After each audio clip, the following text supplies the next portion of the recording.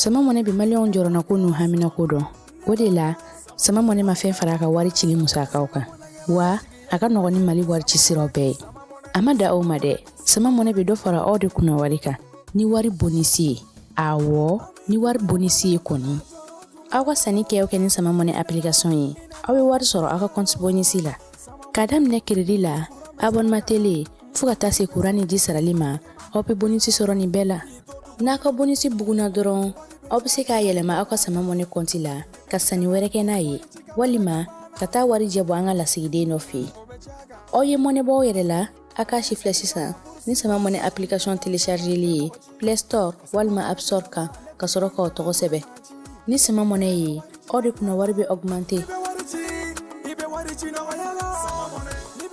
Sama mɔnɛ, i yɛrɛ ta. Awɔ, i yɛrɛ ta ni i yɛrɛ ta ye. Tap stand. Ni maa min b'a fɛ ka wari ci ka na Mali kɔnɔ nɔgɔya la, teliya la ani sɔngɔ damatɛmɛdiya, tap stand i bɛ ale télécharger. Yaasa a ka kɛ dugutaa tɔnɔ 2 ye, i b'i ka code promo kɛ Ferco ye, o la min ye euro wari 5 o bɛ d'i ma cili o cili. Tap stand ka wari ci ka na Mali kɔnɔ sɔn nɔgɔya la, a y'a siffler a ka galon bɔ an da. An ka bi baro bɛna ta décret kura mun tara jamana ɲɛmaw fɛ ka APDP ka baara kɛcogo falen. Depuis le 14 mai 2024, jamana ɲɛmaw ye conseil des ministres la, u ye décret dɔ ta, décret min bɛ warisara don APDP ka sɛbɛn ditaw la. APDP ka sɛbɛn dita ninnu tun bɛ di fɔlɔ fu, nka sisan warisara donna la. A warisara procédure bɛ cogo di? Aw ni ne, n'a fɔ ma ko personne physique, anw ka traitement généralement ka caméra installer an ka so, ka installer an ka forow la, o musaka bɛ bɛn 5000 ma. Ni personne morale don sisan, i b'a fɔ entreprise u, baara yɔrɔw, ou bien jamana ka cakɛda minnu bɛ wari ladon u ka kɛsi kɔnɔ, olu caméra installeli ye 20,000 ye. Nin fila bɛɛ la san 3 de ye a papier ninnu validité ye. San 3 kɔfɛ i bɛ segin ka taa APDP la ka taa kurakuraya tuguni. Baara yɔrɔ bɛ na ni traitement wɛrɛw ye, i b'a fɔ gestion du personnel, gestion de la clientèle, contrôle d'accès ninnu, ou bien gestion du recrutement, o n'a ɲɔgɔnna caman, olu bɛɛ lajɛlen olu bɛ ta APDP fɛ 20,000 ou bien 40,000. Pour que ka se ka o bɛɛ lajɛlen farafasiya ka bɔ ɲɔgɔn na, a bɛ wuli ka se APDP la. APDP mɔgɔw b'aw dɛmɛ k'aw ka traitement cartographique kɛ. N'o kɛra musaka mun kan ka sara traitement mun na, o musakaw bɛ d'aw kulo kan. O wari mana fara ɲɔgɔn kan, a bɛ reverser jamana wakandeba de kɔnɔ, n'a fɔ ko trésor public. O kunnafoniya de kun b'an bolo ka d'aw kulo kan.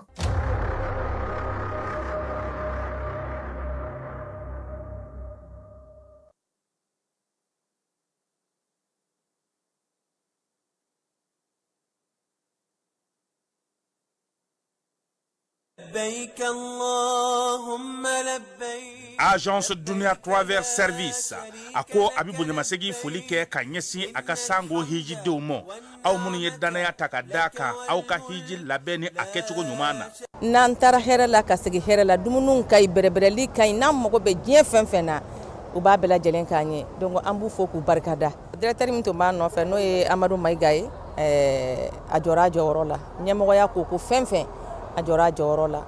ka nisɔndiya mɔgɔw la, ka mɔgɔw bɛrɛbɛrɛ, ka koto mɔgɔw t'a la, mɔgɔw tɛ min dɔn k'a ɲɛ yira mɔgɔw la. An y'o baara de sɔrɔ duniya la. Kumu kelen kɔnɔ a ko ka aw bɛɛ lajɛlen laduniya, silamɛ minnu bɛ Mali kɔnɔ ani minnu sigiyɔrɔ bɛnnen don diɲɛ jamana wɛrɛw ma, k'a fɔ san wɛrɛ o hiji ni o umura o baaraw labɛnw daminɛna ka ban.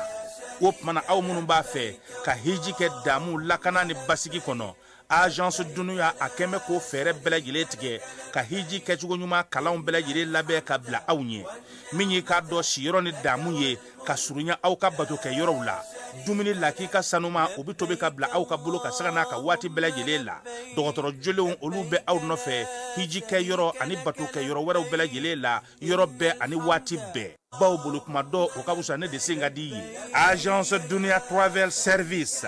jɛɲɔgɔn kelen min bɛ aw ka hiji ni aw ka humura kɛ k'a ɲɛ, ale de do. O fana ni aw bɛɛ kunnafoni wɛrɛ ɲini, a ye weleli kɛ 66 71 37 24 70 64 99 71. Ni aw bɛɛ u ka yɔrɔ ɲini, u filɛ ni hippodrome yɛrɛ la, immeuble station Soma Yafula Kulukɔrɔ sira da la. O fana min y'i k'a dɔn Agence Dunia Travel Service ye k'u bɛ dugawu kɛ hiji ni umura kɛcogo ɲuman a n'a musakaw, Ala k'a nɔgɔya silamɛ bɛɛ lajɛlen ye. Dugu kɔnɔna sigida dɔ la, bɛɛ b'i ci la, nka baara o baara kɔfɛ laɲini dɔ bɛ yen, laɲini min bɛ kɔlɔsili walima bololabila ko fɔ. Fatu filɛ nin ye, a bɛ baara kɛ BTP de la, a ye baara kura dɔ boloda k'a sɔrɔ a m'a ko fɔ EDM mɔgɔw ye. O nana ni mun ye? Kuranfili dɔ tigɛra, sigida kelen bɛɛ bilala dibi la. Fatu ta ye bololatigɛ dan ye, wa a dan ma diya mɔgɔ si la. Nin ye Mamadu ye, taxibolila don. K'a to mɔbiliboli la, a ye kuran poto dɔ gosi k'a kari.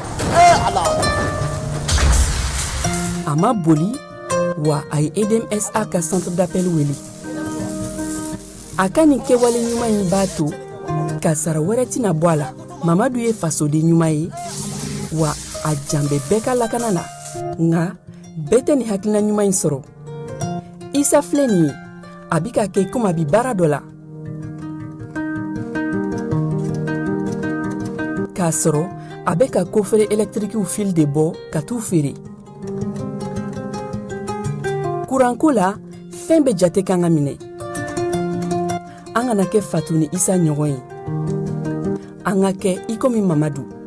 N'aw bɛ fɛ ka dingɛsen baaraw kɛ, aw bɛ EDMSA ka servisiw wele walasa aw kana tiɲɛni don dugu jukɔrɔ filiw la. Fasodenw, aw kana ɲina ka dantɛmɛwalew kofɔ kuranko ta fan na. Aw bɛ weleli kɛ 36 077 la walima agence EDMSA mun ka surun aw la.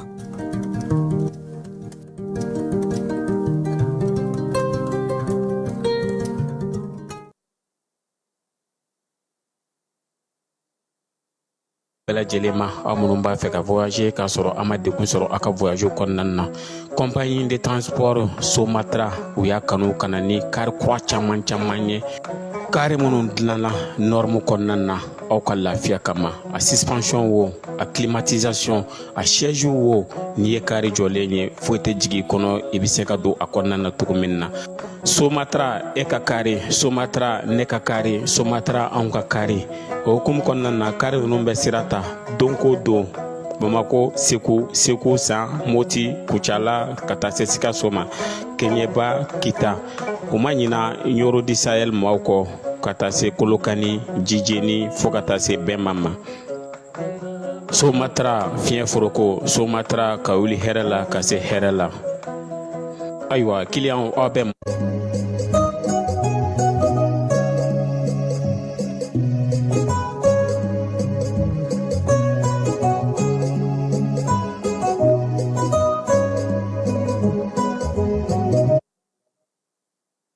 an filɛbaaw ani an lamɛnbaaw an b'aw bɛɛ lajɛlen fo k'aw bɛɛ lajɛlen waleɲuman dɔn. Falaye Keyita bi ye sibiri ye utukalo fana taara dɛ. 23 san 2025 an b'o kɛnɛ ka Falaye. Tilegan in na an da yɔrɔ bɛ sɔn ka caya dɛ, nka an kɔni bɛ taa dabiya. N t'a dɔn ni heure dabiya de bɛ taa n'an ye n'an bɛ taa an sen na. Alhaji Keyita Faleya Mairie a ko min ye Keɲeba sira kɔni tigɛlen don dɛ. Mɔbiliw caman de jɔlen don, ji kɛlen don ka Keɲeba sira tigɛ bi. Maa kɔni bɛ bɔ sa k'i bɛ taa Kita ko nin y'u tile 2 u sigilen don ka ji kɔnɔ, ji ka jigin dɛ Falaye. Min ye Faleya yɛrɛ kɔni, Faleya ale changement yɔrɔ ye min ye, ale bɛ kulu de sanfɛ. Ji ti sigi ale la sa nka ji san ne tɛ fin ka tɛmɛ Faleya. Falaye Ala ye Faleya sɔn dɛ. Nɛɛma min bɛ yen e ko a bɛ Mali dugukolo fan na. Donc bi tilegan in na an bɛ taa Tumutu fana. Falaye n ko ne bɛ to ka fɛn dɔ de jateminɛ. A bɛ n'a fɔ anw ka jamana kɔnɔ yan maa dɔw de bɛ yen bi na Mali yɛrɛ ka ci bɔgɔbɔgɔ o ka di olu ye. Dɔw bɛ yen olu tɛ foyi fɛ sɔrɔdasiw mankutu jugu ka sɔrɔ dɔrɔn u k'o bila bɔlɔlɔw fɛ. Filɛni ni galama mana ci ɲɔgɔn na olu ka sugu jalen.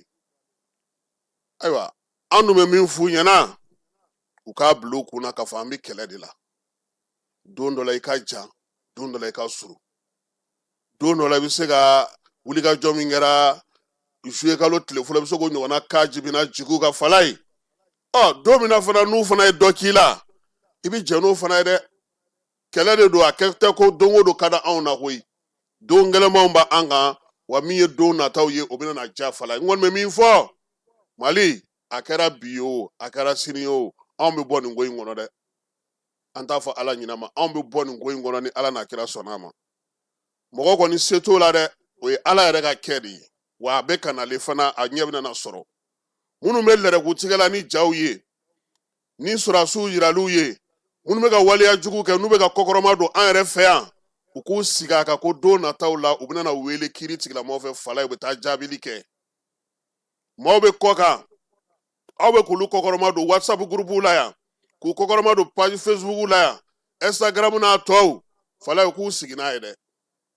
labɛn bɛ sen na o fɔlɔ ko caman tun bɛ kɛ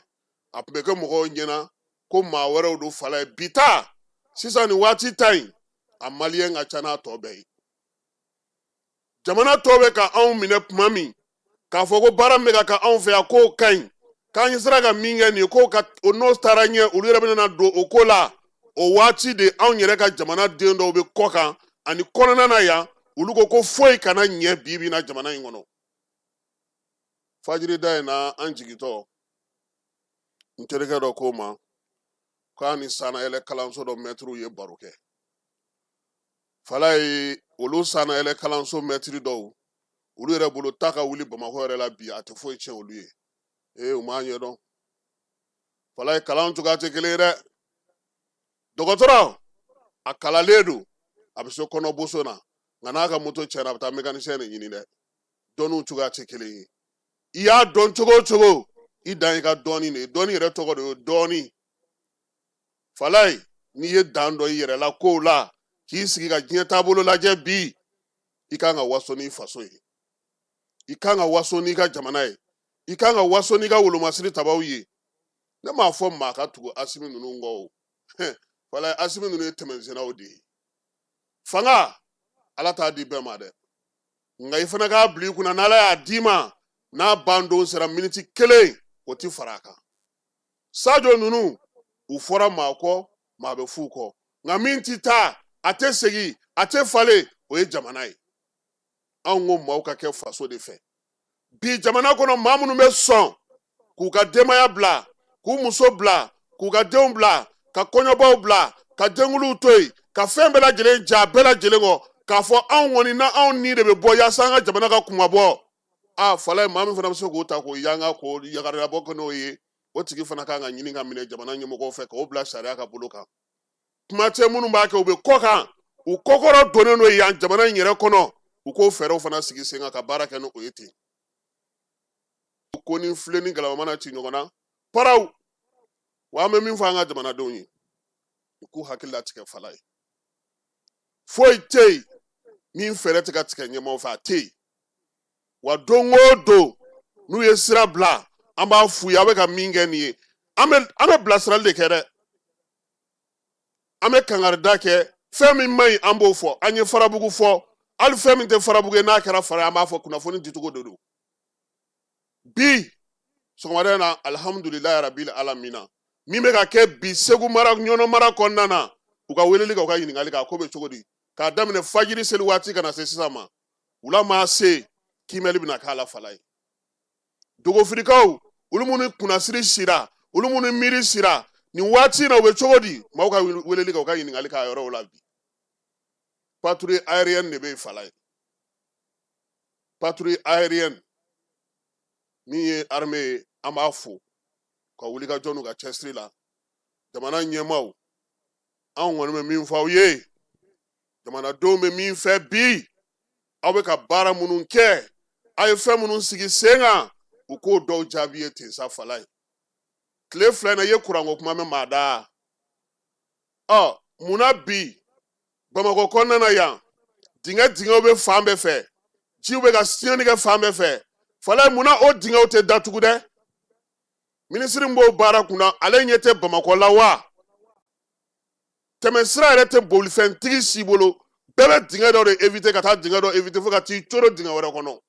sadi 26 marisi kɛrɛfɛla bi fala ye tɛmɛcogo foyi tɛ yen minnu b'a kunna a ka wuli k'i jɔ dɔ kɛra ten ni sira ti dilan dingɛba minnu bɛ yen u ka t'olu datugu tugutugu bari fala ye u k'a daminɛ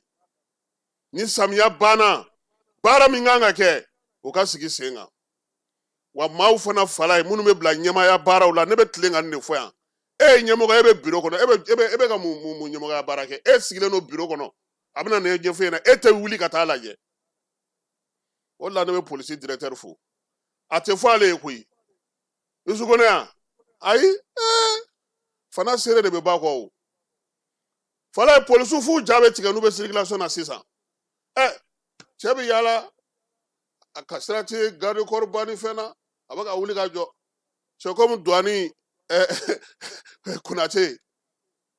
wuli ka jɔ ni cɛsiri Famukɛ filɛ kɛ a ka force ye mun ye kuma bɛɛ a bɛ terrain kan Haruna Samake chef d'état-major Keba Sangare Baru kɛlɛtigi Sadio ninnu u bɛ mun kɛ fala u ka bɔ min ye ministre politique ninnu ye u ka bɔ bureau kɔnɔ baaraw la ka taa kɛnɛ kan e bɛ se cogo di k'a fɔ ko ka kiw jɛya ka kiw saniya e tɛ kiw cogo dɔn i tɛ gudɔrɔn cogo dɔn i tɛ jamana taa cogo dɔn e sigilen don dɔrɔn bureau kɔnɔ k'a bɛ ka ɲɛnabɔ mun bɛ ka ɲɛnabɔ telelabɔ in tɛ koyi ka na furalanin ni buratinin di maaw ma o tɛ koyi taa lajɛ i ye min fɔ n'a bɛ sɔrɔ a bɛ ka kɛ e bɛ se k'a fɔ cogo di ko jinɔgɔ kana bɔ kare kɔnɔ wululu kana bɔ kare kɔnɔ e ye maa jumɛn bila k'o baara su e yɛrɛ jiginna kare jumɛn kɔnɔ samiya in bɔli ni sisan cɛ ka t'o lajɛ fala ye an b'o de ɲini ministre fɛ a ye bɔ bureau kɔnɔna kuma ninnu na gouvernement min kan ka kɛ c'est pour que u ka jeunes ɲini u ka fala ye walayi u ka galabu kɛnɛw ɲini Bili ɲɔgɔnnaw n'o ye Musa Tarawele Bili ye o ɲɔgɔnnaw k'olu ɲini k'u bila kow kunna bani non seulement a ka d'u ye u b'a ɲɛdɔn u b'a dɔn min kan ka kɛ jamana kɔnɔ bi n'o tɛ bureau kɔnɔ sigi ministre ye o tan hali man ka o mɔgɔ yɛrɛ ɲini yɛrɛ tuguni fa bɛɛ ye problème ye e bɛ t'i sigi oui si ANASER ye nin kɛ conseil d'administration ko o bɛ mun ɲɛ anw ye o ye tubabukan ni namara ni waridunkan dɔrɔn de o tɛ se ka fosi ɲɛ jigi kɛnɛ kan i ka taa lajɛ mun de bɛ yen fala Sikaso sira minɛ bɛ a bɛɛ ye dingɛ ye Sikaso Bamako a bɛɛ ye dingɛ ye Segu tila bɛɛ bɛ ka tiɲɛ sira tɛ Kati ka bɔ Bamako ka taa Kita sira bɛɛ lajɛlen tiɲɛnen don yɔrɔ Kayita kɔni tɛ sira yɛrɛ tɛ yen o ni Tɔnbɔkutu ni Gawo ninnu kɔni olu kɔni tɛ fɔ yɛrɛ maa min bilalen don kunna n'o sigilen don Bamako ko stratégie communication o bɛ mun ɲɛ o la sa an ka tiɲɛ fɔ ɲɔgɔn ye baara yɛrɛ ka ɲɛ fala y'i bolo i ni minnu bɛ baara kɛ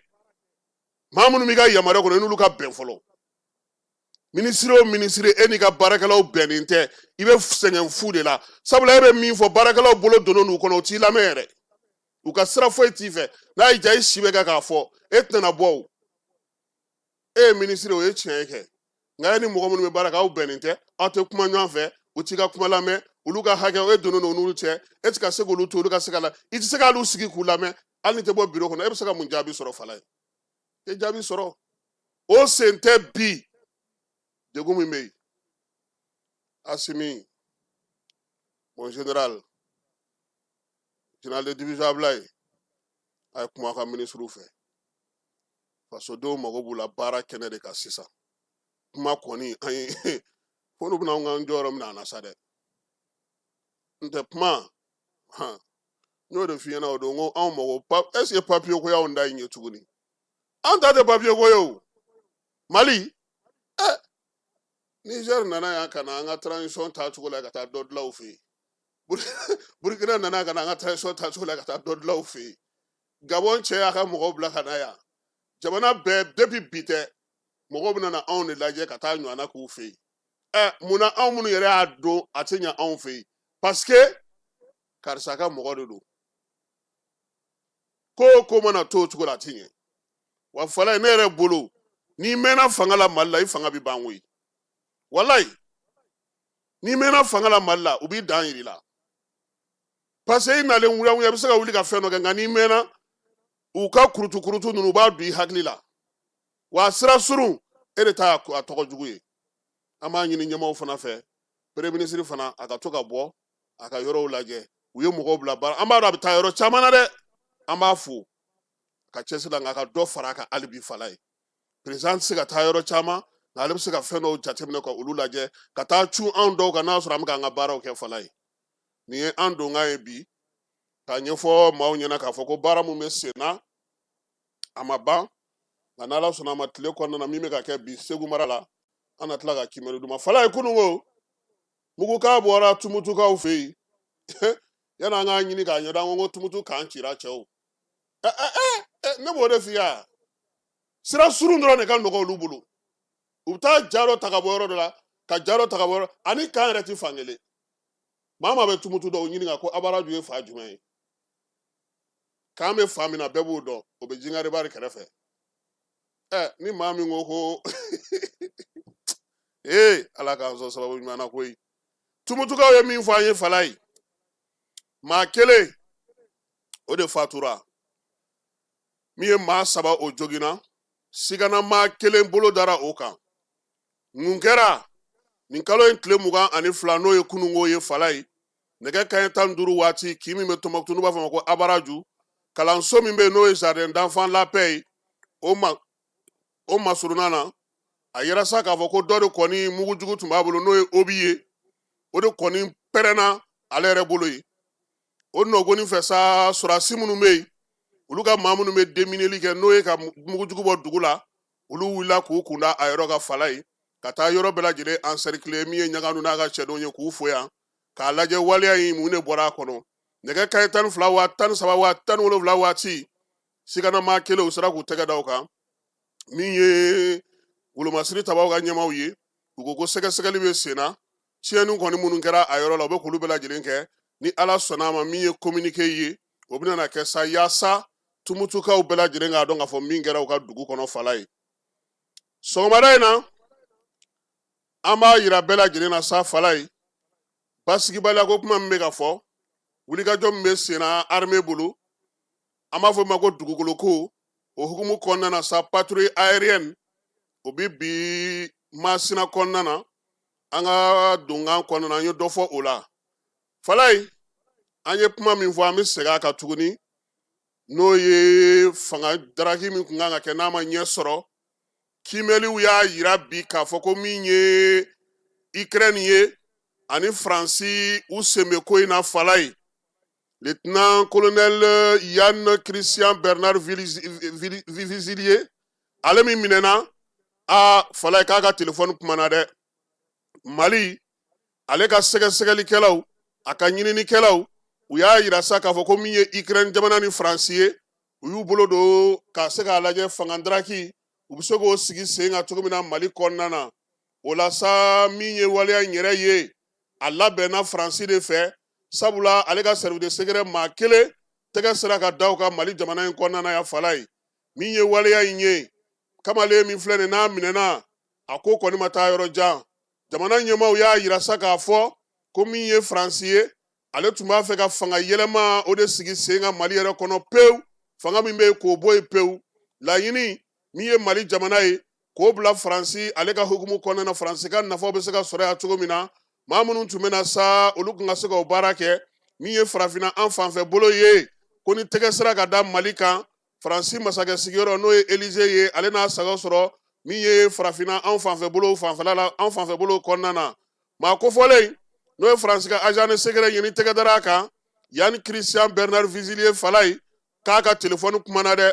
telefɔni sɛgɛsɛgɛlen a yira k'a fɔ ko sigana tɛ min na pewu maa o maa n'a ye olu wele olu yera nka a ka weleli fanba yɛrɛ fala ye o tun bɛ ka taa Ukraine ka olu fanfɛ yaasa u ka kɛlɛkɛcɛ dɔw bila sen kan baara ninnu bɛɛ lajɛlen kalo tile 15 utu in u ka se ka wuli ka jɔ kɛ ka ɲɛsin Mali furancɛla fanga a ɲɛmaaw ma sɛgɛsɛgɛliw bɛ sen na hali bi k'a ɲini k'a dɔn ani Faransikaw ani Ukrainekaw u ye nin baara in labɛn cogo di yaasa k'a lajɛ k'u bɛ Mali dafiri min ye ko in ye kimɛlikɛlaw ni jateminɛlikɛlaw ye min fɔ fala ye sigana tɛ min na fiyewu bi Faransi a kɛlen don ka Ukraine de ta k'o magɛrɛ a yɛrɛ la u ka se ka na baara kɛ sa min bɛ cɛncɛn fo ka jamanaw olu bɛɛ lajɛlen dafiri ale Faransi ka se k'a sago sɔrɔ komi bɛɛ lajɛlen b'a dɔn bi k'a fɔ Faransi sago Faransi tun bɛ mun kɛ yan waleya minnu tun b'a bolo an ka jamanaw kɔnɔna na o min minɛna la Mali Burkina Niger a bɛ se ka segin ka na o jɔyɔrɔ sɔrɔ cogo min na o de y'a bila nin ko in na ka nin wulikajɔ in bɛɛ lajɛlen ta ka ɲɛsin Mali ma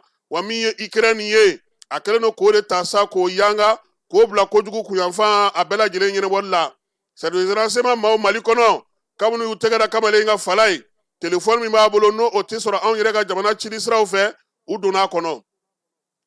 u ka service de renseignement maaw sɛbɛn dɔ bɛ k'u kan ni papier dɔw fala ye o b'a to u bɛ yɔrɔ yɔrɔ u bɛ lakodɔn u y'o fana tigɛ ka bɔ yen pewu mali ɲɛmaaw u ye wulikajɔ to sen na ka sɛgɛsɛgɛli kɛ ka cɛ ka telefɔni na kuma min ye wolomasiri taba mafalenba minnu bɛ Ukraine jamana na olu ka numérow de b'a kɔnɔ a ɲɛmaabaw kɛlɛkɛlaw min ye bandi jɛkuru minnu kun kan ka taa sigi kɔdiwarikaw fɛ yen a n'an dafɛ jamana wɛrɛw la Falaye nin bɛɛ lajɛlen sɛgɛsɛgɛra ka ye yan a ka telefɔni kɔnɔ bi ko n'a y'a sɔrɔ Faransi kɔni b'a fɛ ka segin ka na cɛncɛnfuga jamanaw la k'a kan ka labɛnni ba kɛ sabula telefɔni min minɛna kamalen na Ukraine ni Faransi olu de kɔni ka kow b'a kɔnɔ kosɛbɛ wa a bɛɛ lajɛlen y'u ka wolomasiri tabaw ye Faransi b'a fɛ ka min kɛ sa o ye ka Ukraine kɛ kun do bɔcɛ cinen na k'a sɔrɔ cɛncɛnfuga jamana minnu filɛ nin ye bi n'o ye Mali Burkina Niger ye olu ni Ukraine tɛ ji yɛrɛ kɛ ɲɔgɔn tɛgɛ sabula min ye Mali ye ale ni Niger olu ko bolodi ɲɔgɔn ma jamanaw cɛ siranyɔrɔ la olu ye Ukraine b'o la pewu wa ni Ukraine tɛ o baara kɛ Falaye min ye Faransi ye k'a ka wuli ka jɔ n'a ka cɛsiriw k'a ti banɛ k'anw de k'an hakili sigi anw de k'an ɲɛma jɔ anw de ka kɛ kɔlɔsilikɛbaa ye an k'a bila an kunna ko tasuma nɔnɔ kɛnɛ sigilen don a sanfɛ nin waati in na an kana keleku an kana ɲinɛ an kana jingɔ an k'a dɔn k'a fɔ an ni minnu bɛ ɲɔgɔn na u bɛ mada nka u t'a dabila dɛ nin ye sɔgɔmada in na an ye min fo si ka bɔ sɛgɛsɛgɛlikɛla kɛrɛnkɛrɛnnenw ani kibaruya sanuman dibaw olu ka jateminɛw o hukumu kɔnɔna na Falaye Moritani ale ɲanginen don bi Irisilakaw fɛ han u y'a yira sa k'a fɔ ko min ye Moritani ye ale kɛlen don k'i ka dayɛlɛ fuwan jamanaw ye jamana minnu bɛ yen n'olu b'a fɛ ka Mali ale dafiri o la sa Irisiw ka kunnafonidi soba min bɛ yen i n'a fɔ u ka lesɔri ɲɔgɔn n'o ye tasi ye ale yɛrɛ de ye sɛbɛn in fa siri Falaye k'a yira sa k'a fɔ ko nin waati laban in na wa ko min ye Moritani ye ale lamini kɔni na sa jamana minnu bɛ yen Mali ni Niger k'olu degunnen don bi sabula min ye Ukrainikaw ye olu de bɛ don ni drone ye yen maramafɛnw ye yen ka degeli fana k'o ta k'o ɲɛsin min ye o maa kofɔlen ma n'o ye bamaciwalekɛbaw ye o la sa Irisilakaw m'u ta da bɔgɔ jeninen kan ko ye Falaye u taara n'a ye conseil de sécurité la n'o ye Nations Unies ye Irisiw y'a yira sa u ka maa kofɔlen bɛ yen n'o ye Dimitri Polyanski ye ko min ye nin ko in ye ko siga bɔra a la koyi k'olu ye sɛgɛsɛgɛli kɛ k'a ye k'a fɔ ko Ukraine ale de bɛ ka maramafɛnw ta ka taa o di ale de bɛ ka dronew di Al-Qaïda maa minnu bɛ Moritanikaw fɛ yen ale de bɛ ka kalan k'u kunna ale bɛ k'o wulikajɔw bɛɛ lajɛlen kɔkɔrɔma don ko ka kɛ n'o ye Faransikaw ka télévision soba dɔ bɛ yen ani Faransi ni Allemagne ka télévision soba dɔ fana bɛ yen k'o ye ja dɔw bɔ avril kalo tɛmɛnen na Falaye k'o bɛɛ lajɛlen bɛ tali kɛ nin waleya cɛjugu kelen in na min ye Irisilakaw ye conseil de sécurité ka lajɛ nata ko u bɛna n'a danganamaya ko sabula san 2010 ni bɛ mɔgɔw b'a kalama o y'a sɔrɔ Moritanikaw fɛ yen maa min bɛ baara la n'o bɛ fanga la sa o ye Mohamed Abdelaziz ye ale tun ye Ben Laden ka maaw yamaruya u ka wulikajɔ kɛ u ka dugukolo sanfɛla la yaasa Moritani bingali kana k'ale la tanga bɛ se ka d'a kan cogo min na Falaye o waati kelen de ni bingali kɛra ni maaw minɛna ni Moritani b'a la yɔrɔ min na u b'a bila walima ni Moritani ye delili tun kɛ ka min ye Mohamed Ould Abdelaziz to fanga la o ko tun bɛ ɲɛnabɔ k'o waati kelen de Moritani tun bɛ Mali dugu kɔnɔnaw cɛ ci ka taa yɔrɔ min ka d'a ye ka taa ka wulikajɔw kɛ ko sisan o se t'u ye Mali yɛrɛ kɛlen don ka wulikajɔw kɛ sa yaasa ka se ka nin ko ninnu bɛɛ lajɛlen o ɲɛdɔn cogo min Falaye an bɛ bɔ yen an bɛ taa États-Unis nka an bɛ taa États-Unis an bɛ taa maa nɔfɛ n'o ye Mohamed Kante Mohamed Kante e t'ale dɔn dɛ k'anw don Balabugu école fondamentale la ale tun y'anw ka IEM secrétaire général an tun b'a fɔ ma ko CGDG Kante an taara lycée de Badla fana na Falaye ale fana tun y'an ka CGDG ye Kante nin waati in na a sigilen don États-Unis kɛrɛnkɛrɛnnenya la a bɛ New York kaw fɛ yen a ye a hakilina di Mali kɔnɔ kibaruyaw olu kan pasigibaliya min bɛ an fɛ yan fangadaraki min n'o ma se ka ɲɛ sɔrɔ furancɛla fanga ka san 5 ka taa se sa min ye baarakɛla minnu bɛ yen ni olu ma se ka ye maa 36 in jinɛ ninnu a ye da don nin bɛɛ lajɛlen na an ka jɛ k'ale lamɛn yanni an ka segin ka na. Kante Eliso an nana fɛ ka na question dama dama poser ko concernant Mali ko la quoi jamana ko la quoi ni b'o yamaruya d'an ma. Salam alaikum. Merci madame aka nalila. Sani n ka fɔ ko n bɛ ka question fɛngɛ fɔlɔ an bɛ foli lase maliyɛn bɛɛ ma cɛman na musoman ni denmisɛnnin b'a kɔrɔ o la an bɛ tasibila kɛ fɔlɔ ka ɲɛsin an ka foro ma surasi kunda on est Sigli Kunda. Ala ka hinɛ o la, Ala ka yafa k'u ye, Ala k'u dayɔrɔ sumaya. An ka banabagatɔ min bɛ yen, an bɛ dugawu kɛ Ala ka u fari nɔgɔya ani Ala k'u ɲuman segin so.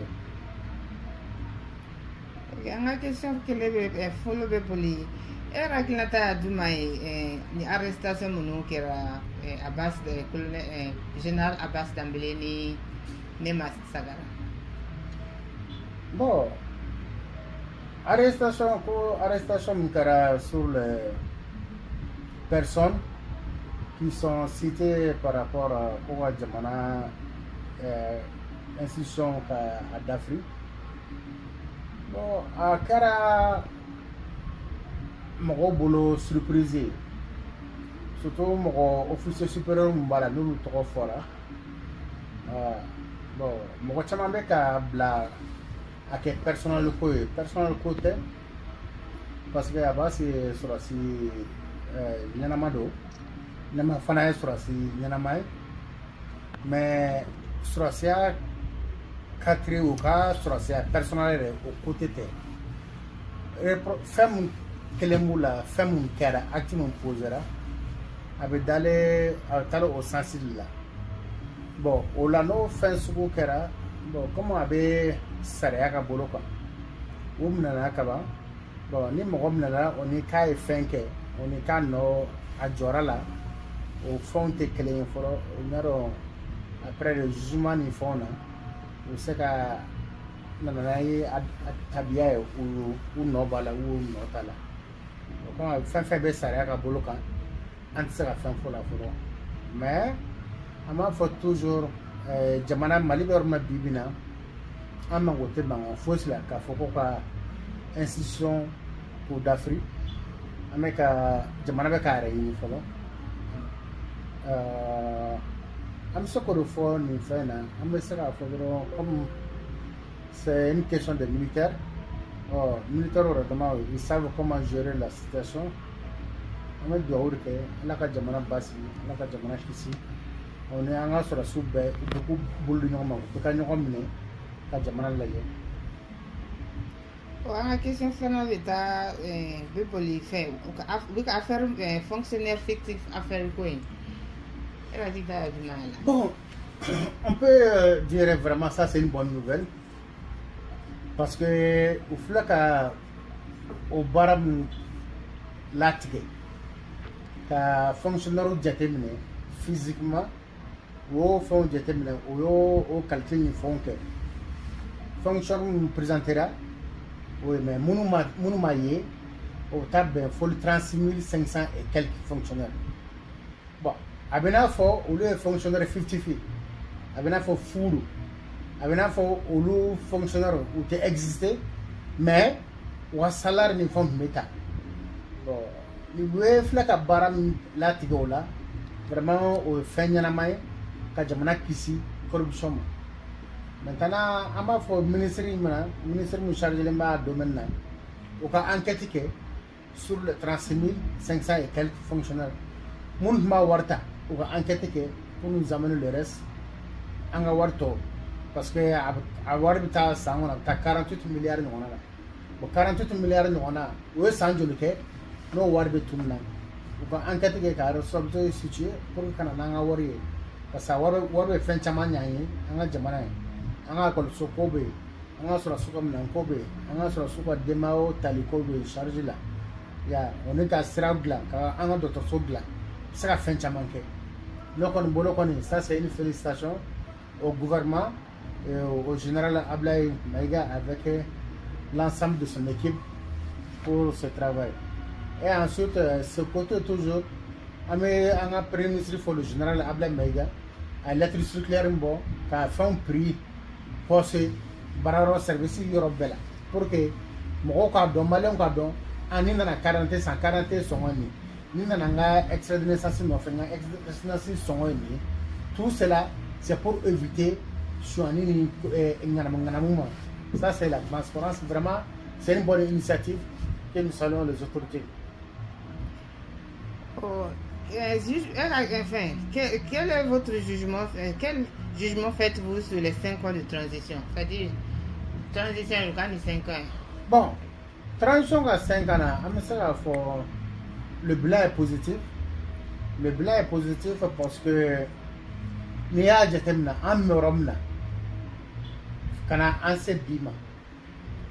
bilan est positif parce que le Mali n'existait pas. Mali était une folle. Mais Bibina, avec les 5 ans de la transition, on a essayé de retrouver le Mali. Parce que là, Dana, on a récupéré sur l'ensemble du territoire malien. On peut dire aujourd'hui, alhamdoulilah, on a recouvré au moins 80% de notre territoire, Mountambolo. Et la fameuse ville de Kidal, on n'avait pas l'accès à cela, mais Dieu merci, pendant les 5 ans, on sera à Kidal, sur Kidal et Mali. On est fin de il y a eu beaucoup de projets, et référendum Kera, projet de constitution cross, code de minier Fanakera, fin de dans le sens positif. En ça, tout est rose. En ça, il faut bien à 100%, mais alhamdoulilah, par rapport aux autres années, on sait fin de et nous demandons toujours au peuple malien en bécamboule du roman à Jamana Levin. Ok, I'm not faire interview là. Il y a mot de fin par rapport à tout ce qu'on. Bon,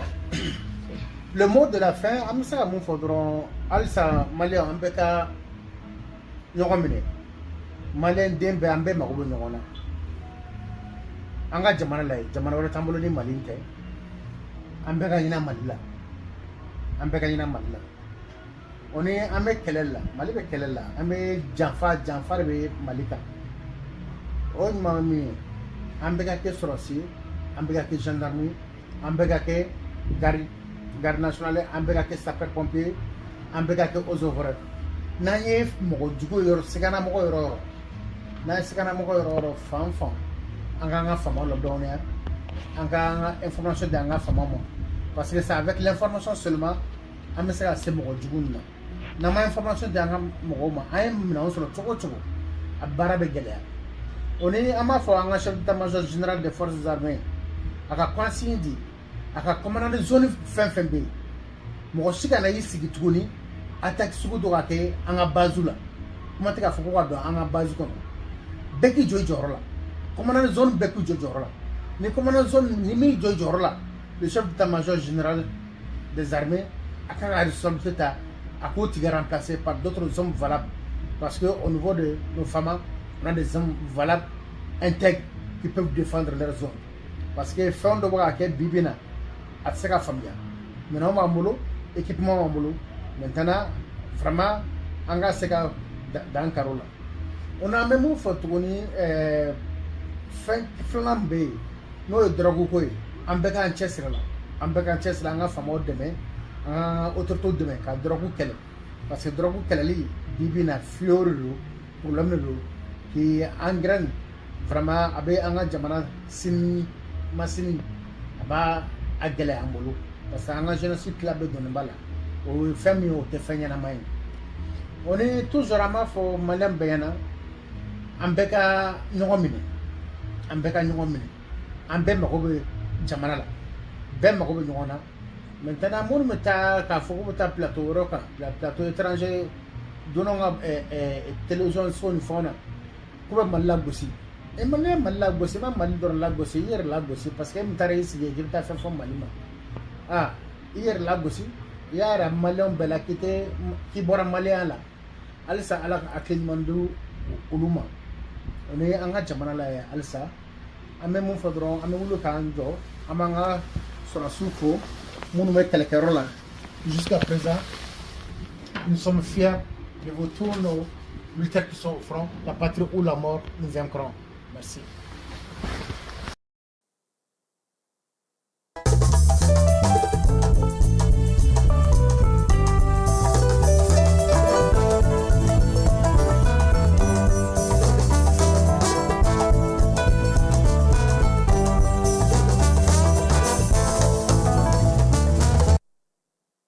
Ala ye min ye douane lakaw ye n'o ye inspecteur général de douane Amadou Konate ka cɛdenw ye directeur général douane u y'u bolo da mugu jugu dɔ kan mugu jugu min ni 20,000 ani 952 do o de tun bɛ o mugu jugu de tun do mugu jugu in sɔrɔla yɔrɔ min na Falaye o ye Mali ni Burkina dancɛ ye Bɛnɛna n'o ye san mara kɔnɔna ye camion in kɔni minɛn mun tun b'a kɔnɔ sa u kɔni kun kɛlen don ka min ye mugu jugu ninnu bɛɛ lajɛlen don minɛnw de cɛla minɛn minnu bɛ yen bi n'olu ye feerefɛnw ye boisson b'o o la a dulɔma a n'a b'a fɔ ma sa ko boisson énergétique ninnu u y'a ŋanamu olu minɛnw de cɛla waati min na douanelakaw kɔni u bolo da fɛn ninnu ka Falaye u ye a ye k'a fɔ sa nin kɔni ni boisson cɛ ka jan kosɛbɛ inspecteur général de douane Amadou Konate ka cɛdenw ka wulikajɔ n'u ka cɛsiri n'u ka timinanja u ka bureau min bɛ yen sa n'o sigilen don yuruguyurugu kɛlɛli ma ani kibaruyaw dili ma olu de ye nin baara in kɛ Bɛnɛnakaw olu fɛ yen waleya in a y'a to sa min ye inspecteur ye a ka foli ta ka ɲɛsin u ma kuma tɛ nin waati min na bi an ka jamana bɛ yɛrɛ ɲini na ka se ka bɔ nin ko ninnu bɛɛ lajɛlen kɔnɔ Falaye n'an bɔra yen Gawokaw fɛ yen nin waati in na sa baara minnu kɛra lakanako la o kimɛli baaraw kɛra Gawokaw fɛ yen jɛkulu kɛrɛnkɛrɛnnen min sigilen kun don o ko hukumu kɔnɔna na sa nin kalo in tile 21 n'o ye alamisa tɛmɛnen ye olu y'u ka kimɛli baaraw kɛ a ɲɛmaya tun bɛ maire yɛrɛ bolo fɛɛrɛ minnu sigira sen kan Gawo basigi ni lafiya bɛ se ka na cogo min dɔ bɛ se ka far'o kan cogo min na wolomasiri tabaw dugudenw ka ɲɛmaaw ni diinɛtigiw bɛɛ lajɛlen nana sa k'a fɔ sa ko min ye Gawo kɔni ye degun minnu bɛ a la u ka jɛ k'u bolo di ɲɔgɔn ma ka kunbɛli kɛ bɛɛ lajɛlen k'i cɛsiri ka fan waganden minnu ni kalanminɛnw b'o kɔnɔ o dira direkaw ma kɛrɛnkɛrɛnnenya la sa direi kapu directeur n'o ye Mohamed Ould Zeni ye ale ye minɛn ninnu bɛɛ waganden ninnu bɛɛ lajɛlen sɔrɔ nin kalo in tile 21 waleya in bɔra sa maa min yɔrɔ o ye baɲumankɛtɔn n'o ye humanité indition ye n'u b'a fɔ ma ko ayi olu de kɔni y'o di sa yaasa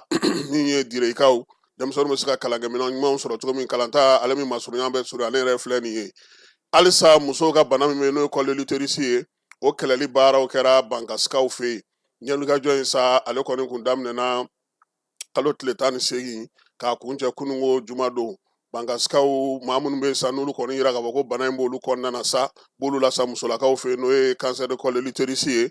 n'olu sugandira o kɔnɔna na sa n'olu ka bana ka jugu kosɛbɛ u bɛna olu bila ka taa Somino Dolo tɔgɔla dɔgɔtɔrɔso la Sewarekaw fɛ yen Moti Ɲɔrɔnkaw olu ye 6 millions bɔ Falaye k'u ka CESCOM k'a kurakuraya waleya in a baaraw bɛɛ lajɛlen banna pewu min ye CESCOM maaw yɛrɛ sa olu de kɔni de wari in bɔ CESCOM yɛrɛ tɔgɔ dalen don maa min na sa o ye Abibu Magiraga ye o la sa Asako maaw olu kɔni sera sa ka baara min kɛ Falaye o de filɛ nin ye Guakura u y'o jɔ min ye maaw bɛ kɔnɔli kɛ so min kɔnɔ yanni dɔgɔtɔrɔw ka u wele u y'o fana yɔrɔ kura jɔ so 2 maaw bɛ lakɔlɔsi lajɛ min kɔnɔna na fana ani so 2 maaw bɛ furakɛ min kɔnɔ ɲɛgɛn 2 u y'o bɛɛ lajɛlen jɔ yaasa fana ka tila sa ka se ka baara fana sigi sen kan yaasa maaw bɛ se ka lafiya cogo min na dɔgɔtɔrɔso in kɔnɔna na ko in kɔni yɔrɔ kurakuralen o kurumokari kɛla alamisa tɛmɛnen ɲɛmaaw bɛɛ lajɛlen ɲɛna min ye sous-préfet central ye Ɲoro kɔnɔna na o tun bɛ ani diinɛtigiw ka cidenw bɛɛ lajɛlen ji segira Kayi tile 3 Kayikaw ji tun tɛ u bolo nin kalo in tile 21 min ye SOMAGEP maaw ye o wulikajɔ kɛ ko Kayi kɔni robinet ji k'a nana kura ye Falaye minɛn minnu bɛ Kayi bi k'u kɔrɔla kosɛbɛ olu falenni baaraw tun bɛ sen na wa a y'a to sa Kayi kɔni tun ye tile 3 kɛ ji tun tɛ maa si bolo fo n'a kɛra anw minnu kɔni bɛ legal segukaw fɛ danganda la anw y'an busan baji la ye Falaye n'an bɔra Kayi an bɛ taa Segu pionneau minnu bɛ Segu kɔnɔna na sa pionnier 100 olu ye wele bila sangaw ma ka se ka na baara kɛ baara min ye fasodenɲumanya o ka kɛ pionneau ka hukumu kɔnɔna na baara in kɛ kun ye ka dɔ fara fasodenɲumanya kan faso kanu wulikajɔ ni cɛsiri ani ka jamana taabolo bɛɛ lajɛlen matarafa pionneurlakaw fɛ Segu pionneau olu ka bolo di ɲɔgɔn ma ani Segu conseil régional olu ye baara in sigi sen kan tile 5 baara don wa min ye sa a natɔ senna k'a kun cɛ ni fɛɛrɛw ye nka min ye denmisɛnninw nalen Falaye u ye yɔrɔ furaminɛnw di u bɛɛ lajɛlen ma yaasa u bɛ se ka baara in kɛ cogo min na ka ɲɛ Segu ale kɔnɔna na biennale ɲɛbila baaraw bɛ sen na jɛkulu kɛrɛnkɛrɛnnen min sigilen don biennale ko hukumu la sa olu ye jɛrɛ kɛ minisiri min bɛ seko ni dɔnko kunna ale ka secrétaire général ka yamaruya kɔnɔna n'o ye Mahamadu n'u b'a fɔ ma ko Kumuna Jara baara ninnu bɛɛ lajɛlen kɛnɛ ka sa maa n'o bɛ jɛkulu in kɔnɔna n'o ye ka biennale labɛn olu bɛɛ lajɛlen tun bɛ yen kimɛliw kɛra musakako ta nasira fɛ waleya min bɛ se ka sigi sen kan ɲɛbila baara min fana kɛra u y'o fana dantigɛ min ye tumutukaw yɛrɛ jɔyɔrɔ bɛna kɛ mun ye jamana kan ka baara minnu kɛ sa yaasa min ye tɔmɔna ka ɲɛ bɛɛ lajɛlen ka wasa sɔrɔ a la u ka hakili jagabaw ye tali kɛ o la nin waati in na sa yɔrɔ minnu kan ka jɔ yɔrɔ minnu kan ka kurakuraya musaka dilaw olu bɛna bɔ cogo min na sa k'o fɔ ale ni ɲɛbila baara minnu yɛrɛ kan ka kɛ n'o ye fazi cercle ye ale ni région taw sa u y'olu fana bɛɛ lajɛlen kimɛli kɛ jɛrɛ in ale kɛnɛ kan ko nka ko ka taa musaka ɲini fala ye biennale sera koyi décembre kalo tile 18 ka taa bila décembre kalo tile 28 na tumutukaw fɛ yen tile 10 don n'ala sɔnna a ma yanni ale fana cɛ an ka festival belebeleba wɛrɛ fana bɛ Tombouctou ye ko vivre ensemble fala ye ale bɛ daminɛ décembre kalo tile 10 ka taa kuncɛ décembre kalo tile 15 an tɛ segin o nin y'an datɔ de ye Tombouctou anw kɔni ni maa min bɛ fɛ ka lɛtiri ci jani ma i bɛ taa Tombouctou dɛ fala an buranakaw don n y'o de f'u ye on zone chercher nous dormir seulement ani ka an da yɔrɔ an ka se ka taa dɔrɔn ka se yen vivre ensemble Sala Mayiga CNT maa don ale de kan k'o festival fana sigi sen ka Tombouctukaw fɛ yen k'an buranakaw bɛɛ lajɛlen fo yanni an ka don Tombouctou ale kɔnɔna na fala ye an ka farikolo ɲɛnakɛla denmisɛnnin n'o ye Nɛnɛ Dorgelès ye ko ale kɔni bɔra a ka tɔn min n'a tun b'o la n'o ye Autrichikaw fɛ yen Red Bull tɛ wa Red Bull Sarrebourg k'a bɔra yen ka taa Fenerbahçe o kɔnɔna na sa a na kɛ Jose Mourinho ale de ye Portugal ka tɛ ya ale de ye yen dege karamɔgɔ ye Nɛnɛ Dorgelès si bɛ san 22 la ale de kɔni bi Mali ɲɛjɔyɔrɔ ye a ye a bɛ ka taa nɛrɛw ni bulaw olu ka kɛnɛ ka zen yaasa ka t'i jeniyɔrɔ f'i ye Aigle a siniɲɛsigi don sabula funankɛni min don ala ye on s'est marqué contre Fadel dɛ nka ko de kɛra Jakarta o ma kɛ ya n ko nisɔndiyara koyi n ko nin ye ne sɔrɔ Segu ne tun bɛ sa o y'a sɔrɔ ne bɛ ka Segu du bɛɛ kɛ sa n ko ala danga ni n k'an ye ten sa waati min na ne bɛ ka n yɛrɛ yala ka fɛn o fɛn n ko nin ko banna ka ban fɔlɔ ye ko k'u y'a égaliser ne ko n bɛ segin ka na so k'u ye deuxième but don ne ninakili jɔra de nin don ma diya dɛ fala ye ala k'an fama an ɲɔgɔnna wɛrɛ ma farikolo ɲɛnajɛ halisa basketikɛlaw olu bɛ jouer bi u ni Sénégal nka yaasa u ka se ka se nin kɛnɛ in ka fala ye u ye samasogo dun 102 min ye kɔnɔwarikaw ka 96 ye an y'o se sɔrɔ olu kan denmisɛnw bi ko n'u sera k'o ɲɔgɔnna ladege an bɛ taa finale kɛnɛ kan n'ala sɔnna a ma min mana na b'o la an na tila k'o da maaw tulo ka kibaruya nataw la min ye ISFAS mɔgɔw ye olu kɔni taara kupu wo trophée wo fair play wo meilleur buteur meilleur joueur wo olu taara o bɛɛ lajɛlen cɛ UEFA musolakaw ka balontan na ka na o sigi n'o ye Bamakɔ yan yanni a Champions League o waati ka se yaasa sa ka o ko bɛɛ lajɛlen yira u ka ɲɛmaaw la baro kɛlɛtigi y'u bisimila Sega Sissoko ni ale ISFAS président ale tun bɛ kɛnɛ kan baro kɛlɛtigi n'a nɔfɛmaw jɔnjɔn minnu sɔrɔla fala o nana n'a bɛɛ lajɛlen n ko ne ye nin de f'i ɲɛna ni farikolo ɲɛnajɛ kɔni bɛ an lafiya tan armée b'a tɔ dafa n'ala sɔnna a ma don dumanw bɛna ale fala ye walayi ala ti mɛn walayi Mali maaw bɛna a ye yan a tɛ kɛ kuma ye koyi maaw bɛna n'a ye de ni ala sɔnna a ma an ka jɛ k'an bolo di ɲɔgɔn ma fala an bɛ taa Dabiya délégation spéciale tɛ olu fɛ yen fɔlɔ fala ye jamana ɲɛmaaw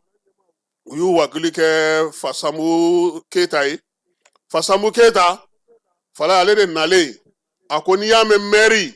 dugudenw don n'i y'a mɛn mairie dugu ka laɲini don n'i y'a mɛn mairie dugu ka lafiya don o de hukumu kɔnɔna na sa baara min kalifara la jamana ɲɛmaaw fɛ a ko fo mairie yɛrɛ ka so ka dilan fɔlɔ mairie ka baarakɛyɔrɔ baɲumankɛ tɔn dɔ bɛ yen ko Mala Exploring Mining olu ye musaka d'a ma sefa wari $41,000 ani $160,000 fala ye u y'o ta k'o d'a ma ko ka mairie ka so kura ko k'o jɔ o hukumu kɔnɔna na sa Fasamu ma bila dagirinda la koyi a taara dugudenw fɛ yen wari filɛ nin an ka kɛ to ko taa don mairie la n'an tilara mairie la fala ye an bɛ ɲɛsin dɔgɔtɔrɔso ma an bɛ ɲɛsin ekɔliso ma musow ka ko bɛ kɛ yɔrɔ minnu na min ye monsieur le maire n'a ka baarakɛlaw ye u bɛna n'o ɲɛsin o ma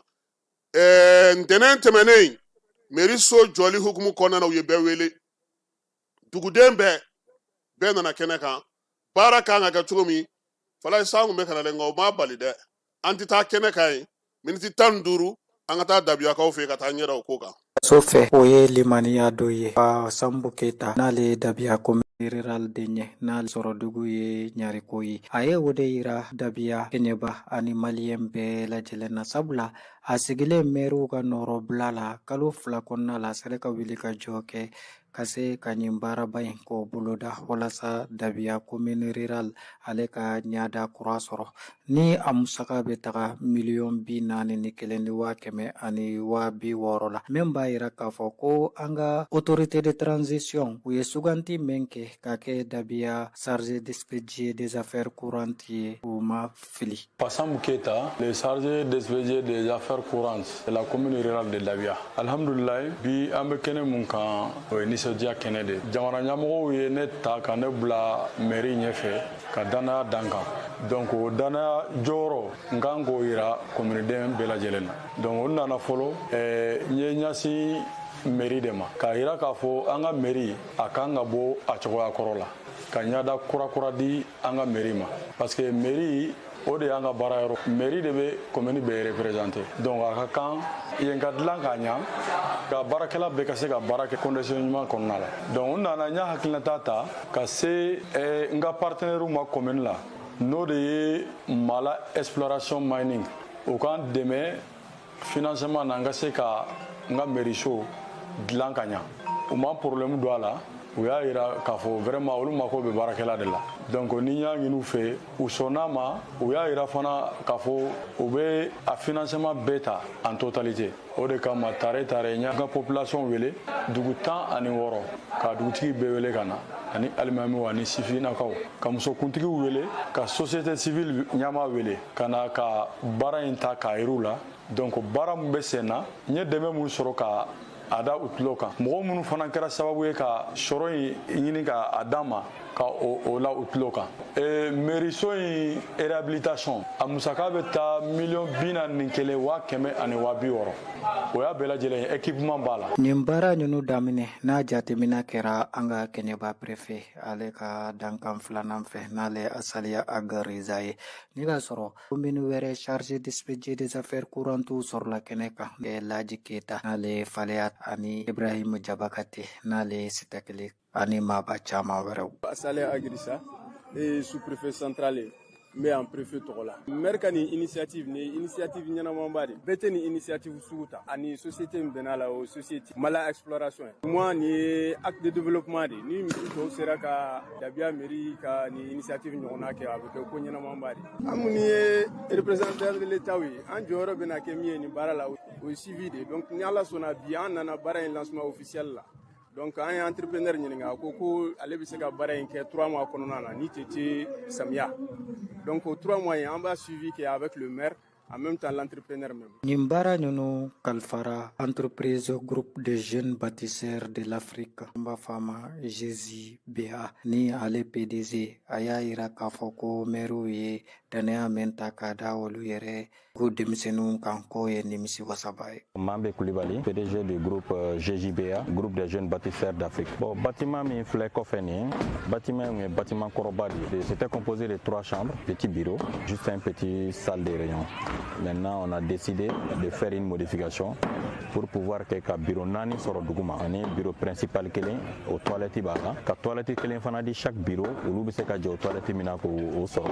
Créer aussi un escalier à l'intérieur qui va monter jusqu'en haut et une très grande salle de réunion pour que se ka réunion ni fɛnw bɛ se ka tenir yɔrɔ min na. Et à partir du premier étage, on a décidé aussi on va créer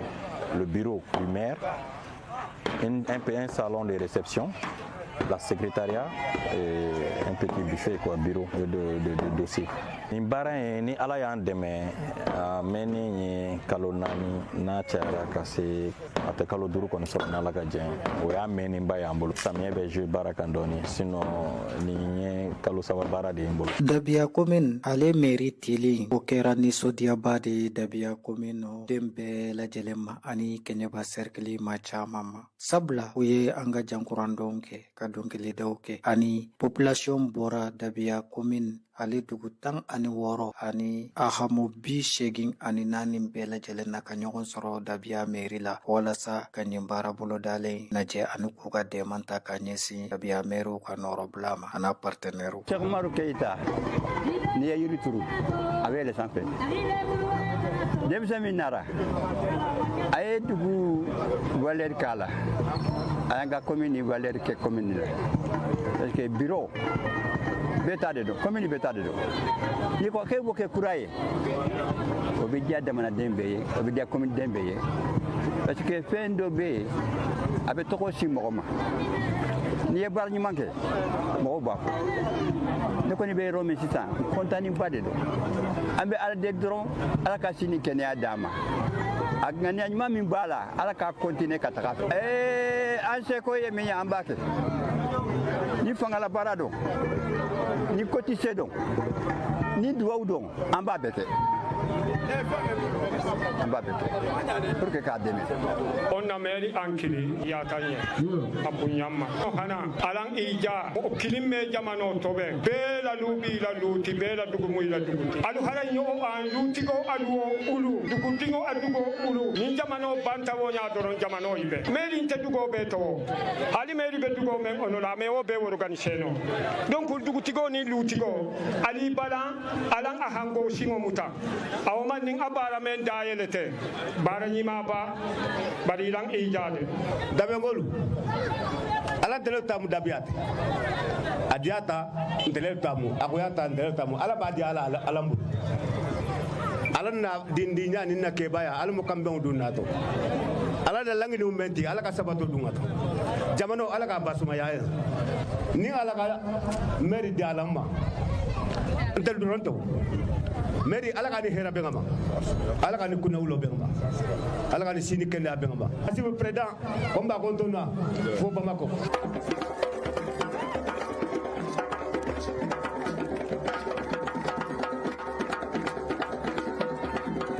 Madi Keta, président de la jeunesse de Dabia. Ambe kene mengambi, monsieur le maire ka kene ka. Fasambu Keta, anga chargeur kura. Ale nana si à peu près 2 mois tambo kan. Donc ana hakina me sisa no ya ngani baraba ya nga commune wono.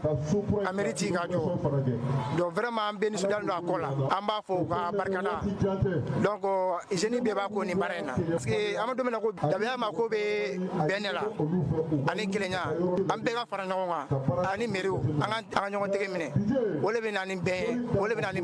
kirena ko mini won donc ani sudalen do bi ku sobe amba fo ni barana bo fasa mo kay hakilina ni man menta ka nyasi merima na kontono bama ne be semengo ne mu jeunesse la baro leti jeunesse mo golu hambi alu ngante ko di nyogoma nga wuli nga commune bara commune medarano ni jeunesse inte sergili medarano ni jeunesse inte jamana medarano ni jeunesse inte pada president konto azum ko itati vraiment ngangene ala fe jamana ngulsuma abasuma ala ko di jamana dingo bema jamana hambi ala ka basuma ne to ko kinti sisoko meri soko indiaranye dabi abede don ni meri joro sisa nanyanna ni sondi aka buntoro aka ko foli be meri ma ambe do awude ke meri ala ka so sini kende ala ka me jamanya ne to balakita ne bo dabia juste c'était bon sens ala ka nuga kai fait ça do avec la commune bere wa n'était famille ko meni commune corée donc moi je pense que on a soutenir que ça soit physiquement ou moralement on a soutenir quoi dabia commune tanye ala ka malita association faso deme ani association kokodu nyetara frala nyogon kan kuga nisondia ira chargé des affaires courantes la noye Fasam Keita nous ba wele monsieur le maire anga nisondia ira la ka sababu ke aywa ni mire minana ka da dabia commune ka nyesi dabia commune ma noye dabia commune ga nyetara barai o hukumu konnana anga association fla frala nyogon kan ki nyeshama ka anga nisondia ira la ka sungulama tindi wala sa abise ka deme aga bara konnana noye développement ni bara mun filɛ ka kɛ tan a b'an permettre vraiment an bɛ financement wɛrɛw sɔrɔ min tɛ ni société in ye n'i y'a jateminɛ partenaire ka ca commune la mais nin y'a siɲɛ fɔlɔ de ye partenaire ka wuli ka na ka financement di mairie ma mairie ka se ka baara k'a la donc a b'a yira fana ni wari dira anw ma n'a ye laɲini kɛ a bɛ kɛ sababu ye ka dɛmɛbaga wɛrɛw encourager u ka se ka dɛmɛ wɛrɛ ɲasin ma min tɛ mairie so in dɔrɔn ye. An ka laɲini tɛ mairie so dɔrɔn baara ye. An ye nin ɲini partenaires fɛ u y'an dɛmɛ u y'a financement na équipement bɛɛ d'an ma. Maintenant an ka baara tɛna dan nin ma. A ye courage dɔn commune den bɛɛ lajɛlen na. Bɛɛ y'a ye sisan k'a fɔ bon tiɲɛ yɛrɛ n'a ye dɛmɛ ɲasin mairie ma mairie tɛ wari don da wɛrɛ fɛ a b'a kɛ ka jamana commune de baara k'a la.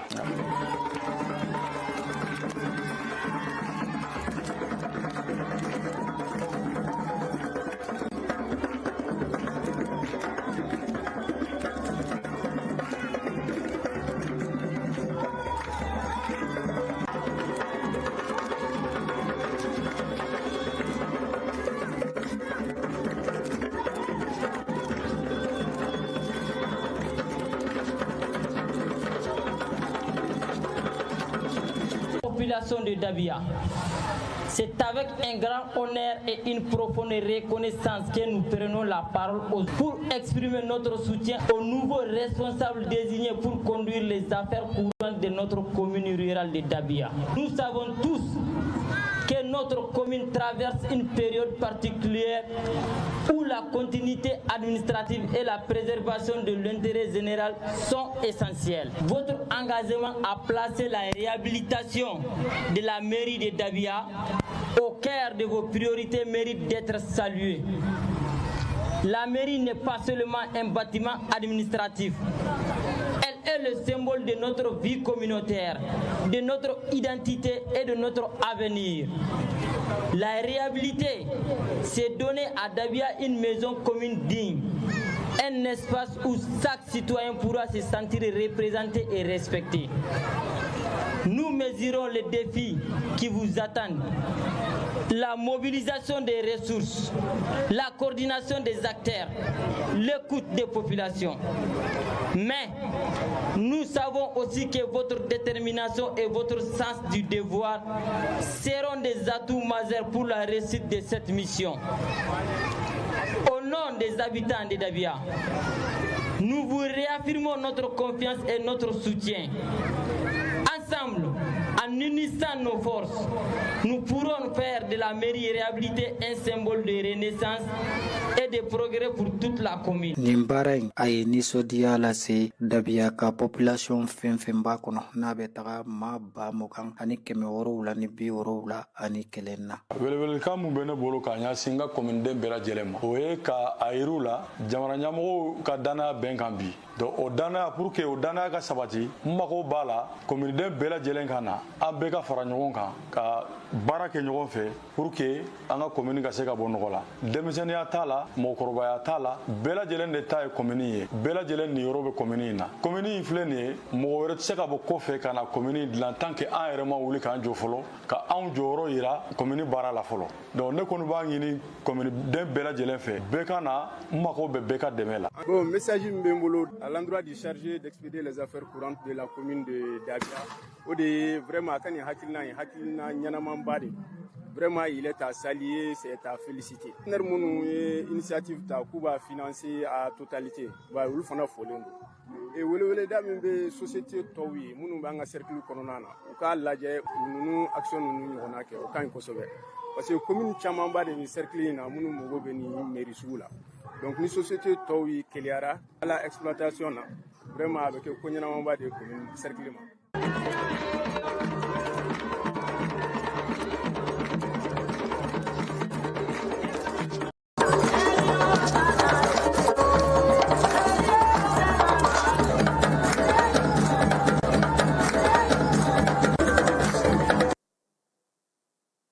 Ayiwa Falaye an bɛ Dabiyakaw fo maire ka nɔrɔbila n'o ye chargé d'expédier les affaires courantes ye maa min kan ka ko bɛɛ lajɛlen sigi sen kan yanni maire kura ka sigi n'o ye Fasambu Keyita ye a n'a ka baarakɛlaw k'u fo ka Dabiya cɛ n'a muso denmisɛnnin babakɔrɔ ko foyi tɛ bɛn bɔ ni kɔnɔkulu bɛnna o de bɛ bi fɔ tilegan in na aw tulo a n'aw ɲɛw garisigɛ kɛra min ye o ye nin ye Falaye Keyita tun bɛ k'a bila bɔlɔlɔ sanfɛ ani ne yɛrɛ n'Ala sɔnna ma sini nɛgɛ kanɲɛ 18 an na ɲɔgɔn sɔrɔ kibaruya wɛrɛw la minnu ninnu si tɛ kelen ka olu da u tulo kan n bɛ dugawu kɛ sa Ala ka tile hɛrɛ cɛ Ala ka sababu ɲuman k'an ye si ni kɛnɛya labanko ɲuman Ala k'o d'a ma a k'an bɛn sini ni ala sɔnna ma. Tap stand ni maa min b'a fɛ ka wari ci ka na Mali kɔnɔ nɔgɔya la teliya la ani sɔngɔ damatɛmɛdiya tap stand i bɛ ale télécharger yaasa a ka kɛ dugutaa tɔnɔ 2 ye. I b'i ka code promo kɛ Ferco ye o la min ye euro wari 5 o bɛ d'i ma cili o cili. Tap stand ka wari ci ka na Mali kɔnɔ sɔn nɔgɔya la a y'a siffler a ka galon bɔ an da.